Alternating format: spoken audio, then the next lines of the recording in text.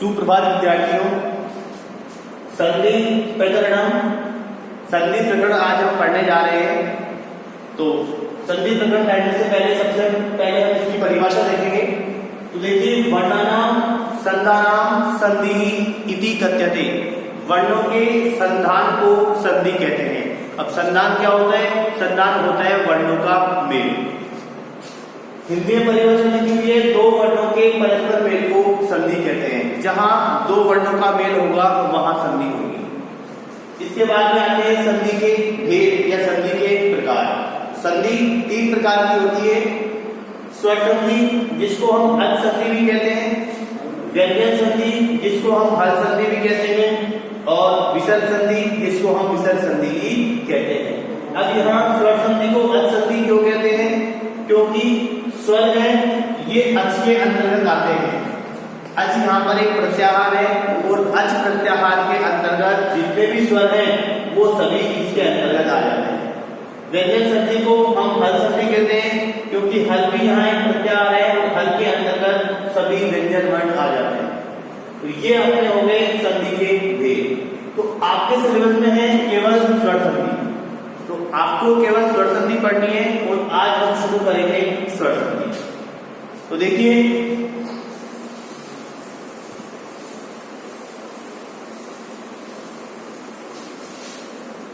शुरू करते हैं स्वर संधि।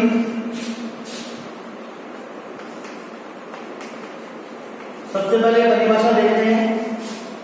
दो स्वरों के परस्पर मेल को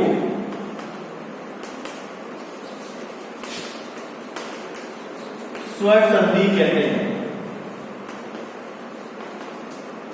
यानी स्वर संधि में केवल स्वरों का ही मेल होगा, व्यंजनों का मेल नहीं होगा। अब शुरू होते हैं स्वर संधि के भेद। सबसे पहले हम पढ़ेंगे दीर्घ संधि। दीर्घ संधि ए, ई, उ, री के पश्चात समान स्वर आए तो पूर्व तथा पर के स्थान पर दीर्घ आदेश हो जाता है। दीर्घ आदेश हो जाता है। देखिए, ये चार स्वर ऐसे हैं, पूर्व और पर। देखिए, ये हो गया आपका पूर्व प्लस ये हो गया आपका पर। पूर्व यानी पहले वाला, पर यानी बाद वाला। तो पूर्व और पर दोनों में यदि ये समान आते हैं, पूर्व में ए आ जाए, पर में भी ए आ जाए। अब यहाँ ए और आ दोनों हैं, यहाँ भी ई और ई, उ, री और री दोनों आ सकते हैं। तो ये चार स्वर जब समान आएंगे तो ही होगी दीर्घ संधि। इनके अलावा यदि कोई स्वर समान आता है तो वहां दीर्घ संधि नहीं होगी। एग्जाम्पल लेते हैं।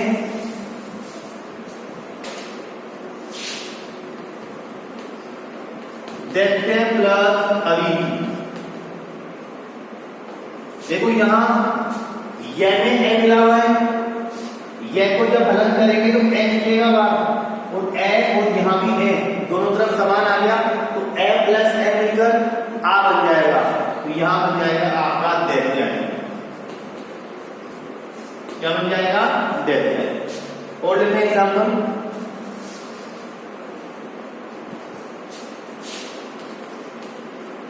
गुरु प्लस उपदेश है। गुरु प्लस उपदेश है। यहां रे में उ है, जब रे को हलन करेंगे तो उ निकलेगा बाहर, और उ के बाद में भी क्या आ गया? उ आ गया, और दोनों मिलकर दीर्घ उ बन जाएंगे, और दीर्घ उ बन जाएंगे तो यहां बन जाएगा गुरु उपदेश है। क्या बन जाएगा? गुरु उपदेश है। और लेते हैं एग्जाम्पल। पितृ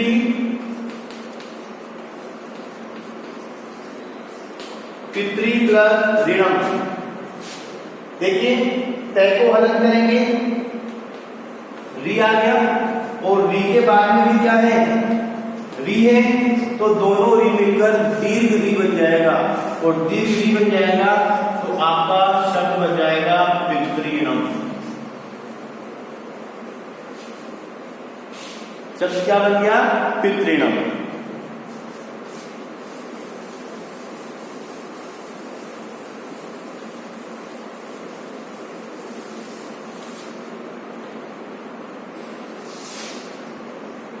नदी प्लस ईश है, यहां भी दिया गया प्लस पर में भी दिया गया। पूर्व और पर दोनों में ई है तो दोनों ई मिलकर दीर्घ ई बन जाएगा और आपका बन जाएगा नदी से। तो समस्त पद में आपको हमेशा दीर्घ स्वर मिलेगा क्योंकि पूर्व और पर दोनों के स्थान पर दीर्घ आदेश हो रहा है। ठीक है, तो ये आपके हैं दीर्घ संधि ए, ई, उ और री। ये चार स्वर जब समान होंगे तो ही आपके दीर्घ संधि होगी। नेक्स्ट लेते हैं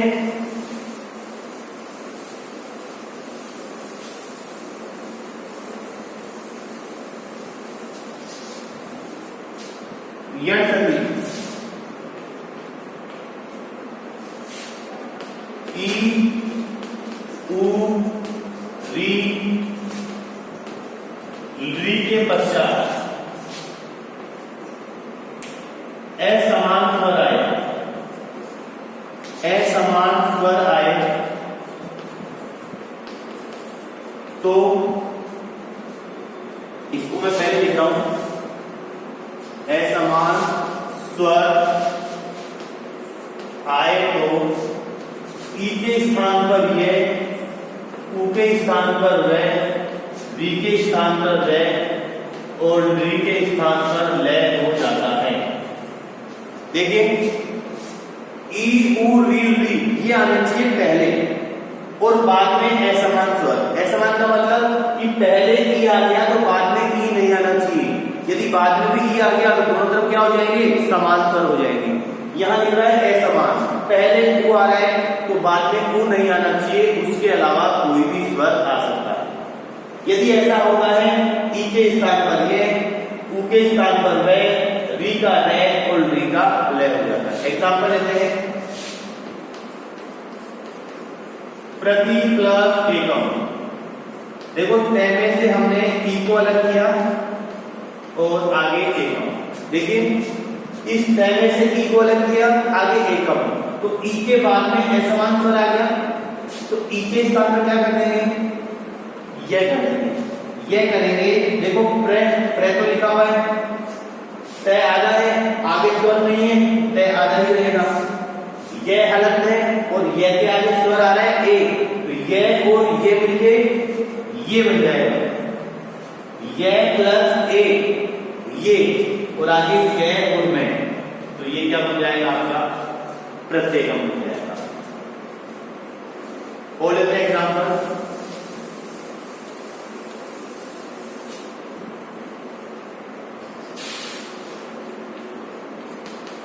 गुरु प्लस आज्ञा।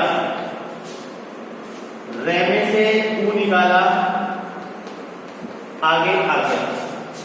उ प्लस आ, उ के बाद में असमान स्वर आ गया, उ के स्थान पर क्या कर देंगे, वह कर देंगे। वह करने के बाद में देखिए रे आधा है, रे आधा ही रहेगा, वह को मिला देंगे आ में, वह प्लस आ, वाह, और आगे बचा हुआ है क्या, क्या बन गया, गुरु आ गया। और आपको पता है कि वह जब हलंत होता है, आधा होता है, तो ये आगे वाले वर्ण के ऊपर चला जाएगा, तो इसको यहां से हटा के और बाकी ऊपर लगा दो, तो ये आपका बन जाएगा गुरु आ गया। और लेते हैं एग्जाम्पल,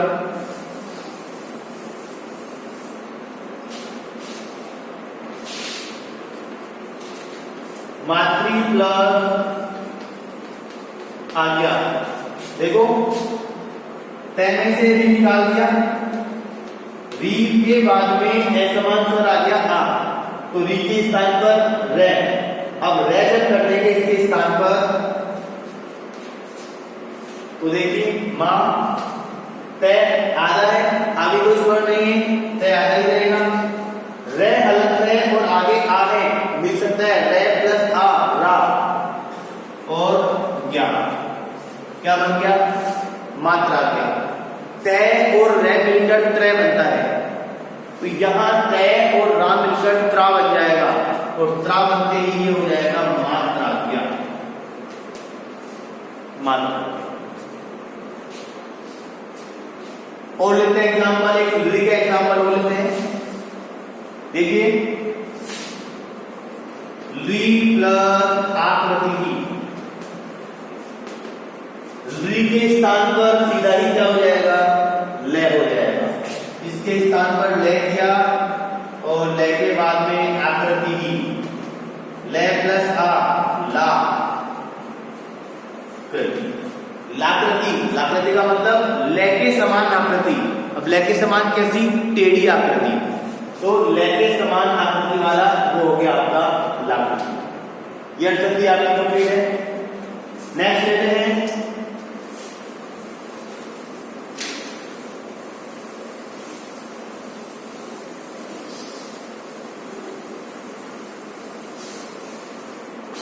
नेक्स्ट आपकी है गुण संधि। ए या आ के पश्चात ई उ री आए तो पूर्व तथा पर, पूर्व का मतलब पहले वाला, पर का मतलब बाद वाला, पर के स्थान पर एक आदेश। एक आदेश क्या होता है? यदि ए या आ के बाद में ई आ जाए तो इन दोनों के स्थान पर मिलकर क्या हो जाएगा? ए हो जाएगा। ए या आ के बाद में ओ आ जाए तो दोनों के स्थान पर ओ, री आ जाए तो अर और री आ जाए तो अल हो जाता है।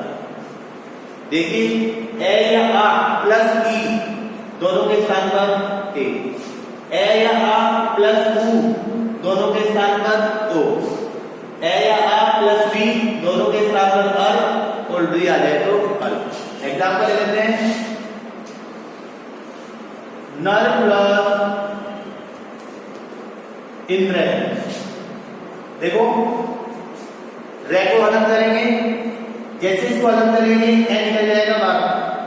ए प्लस ई, ए प्लस ई दोनों के स्थान पर ए, इन दोनों के स्थान पर क्या हो जाएगा? इन दोनों के स्थान पर जाएगा ए, और जब दोनों के स्थान पर ए होगा तो आपका रूप बन जाएगा नरेंद्र है। क्या बन जाएगा? नरेंद्र है। और देखिए एग्जाम्पल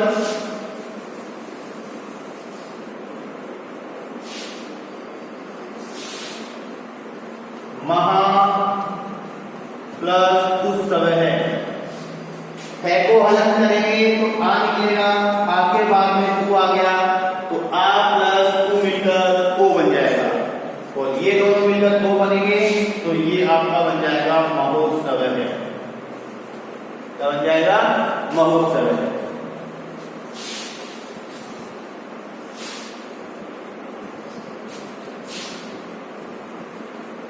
सप्त प्लस ऋषि, ए को हलन किया, ए निकल गया, ए के बाद में री आ गया, ए प्लस री, ए प्लस री क्या बन जाएगा? अर बन जाएगा, और अर बनते ही आपका बन जाएगा सप्तर्षि। क्या बन जाएगा? सप्तर्षि। ली का एग्जाम्पल हो लेते हैं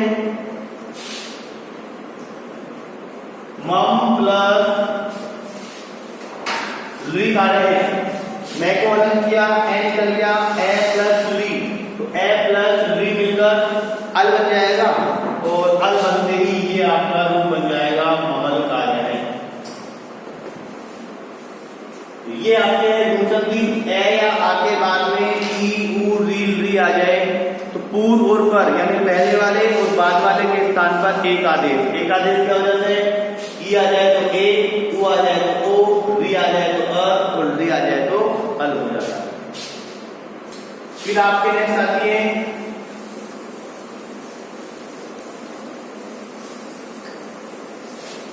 वृद्धि संधि।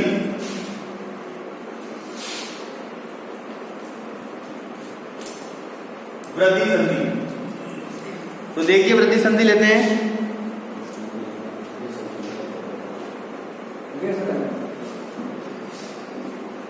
तो देखिए ए या आ के बाद ए, आई, ओ, औ आए तो पूर्व तथा पर के स्थान पर वृद्धि आदेश हो जाता है। वृद्धि आदेश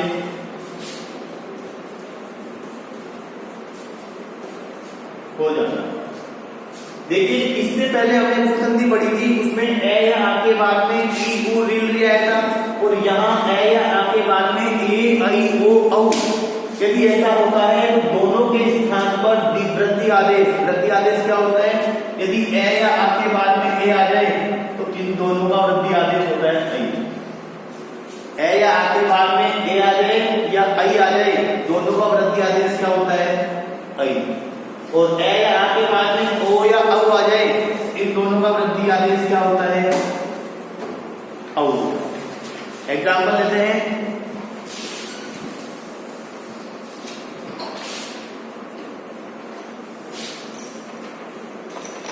देखिए एग्जाम्पल,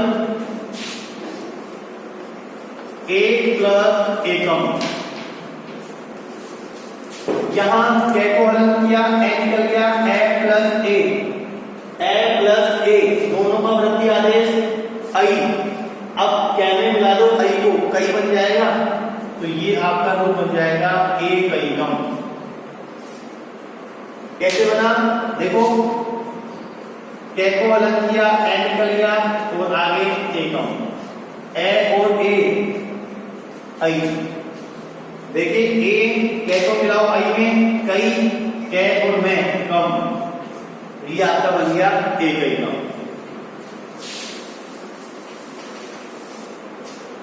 और लेते हैं एग्जाम्पल, सदा प्लस एव। देखो अलग किया, आ निकला, आ प्लस ए आई, और आई बनते ही आपका बन जाएगा सदैव। महा प्लस औषधि, है को अलग किया, आ निकल गया, आ प्लस औ, दोनों के स्थान पर औ, क्योंकि औ का वृद्धि आदेश क्या होता है? औ का वृद्धि आदेश होता है औ। ओ औ दोनों का वृद्धि आदेश क्या होगा? औ। तो आ प्लस औ मिलकर औ बन जाएगा, तो ये आपका बन जाएगा महोष्ठी। तो देखिए समस्त पद में आपको दो मात्राएं मिलेंगी, क्योंकि इसका वृद्धि आदेश आई होता है, इनका वृद्धि आदेश औ होता है, दोनों पे हमेशा दो मात्राएं। ठीक है, ये आपके वृद्धि संधि। लास्ट आपके इसमें है हयाती संधि।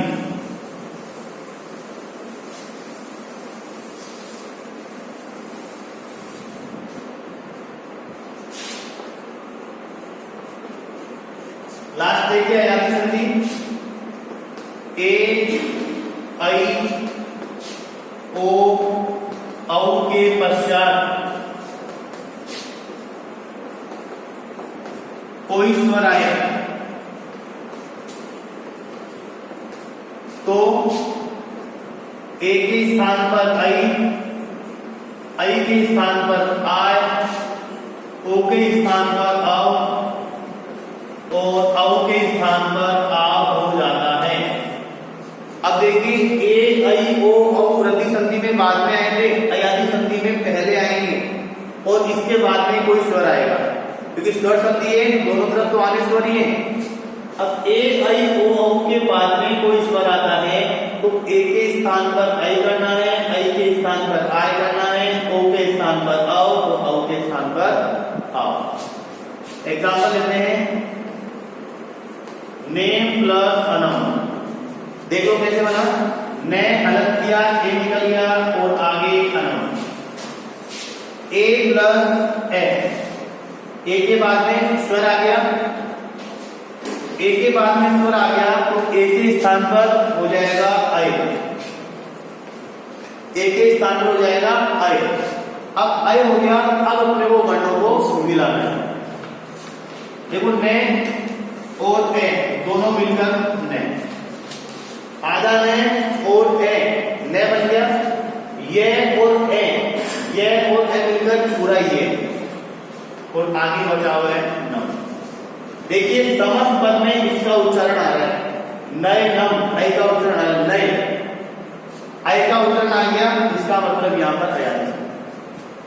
और लेते हैं एग्जाम्पल,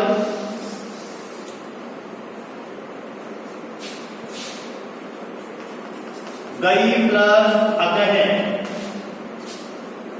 गे में अलग किया आई और आगे अगह, आई के स्थान पर आय, आई के स्थान पर आय, गे प्लस आ गा बन जाएगा, ये प्लस ए ये बन जाएगा और आगे के है, तो ये बन गया आपका गाय है। ओ का एग्जाम्पल ले लेते हैं, को प्लस अनम, तय किया, को निकल गया, ओ प्लस ए, तो ओ के स्थान पर औ मिलाएंगे तो ये आपका बन जाएगा औनम। और लास्ट एग्जाम्पल आपका है औ का, पौ प्लस अके है, पहले करेंगे औ निकल जाएगा और आगे अके है, औ के स्थान पर आओ, पे प्लस आ बन जाएगा, वे और ए मिलकर वे बन जाएगा और आगे के, ये बन गया आपका पाव। देखिए समस्त पद में इनका उच्चारण आ रहा है, औ ये देखो पाव, अब आ रहा है आय, यहाँ आय आ रहा है गाय के, और यहाँ आ रहा है आओ। तो ये आपके लिए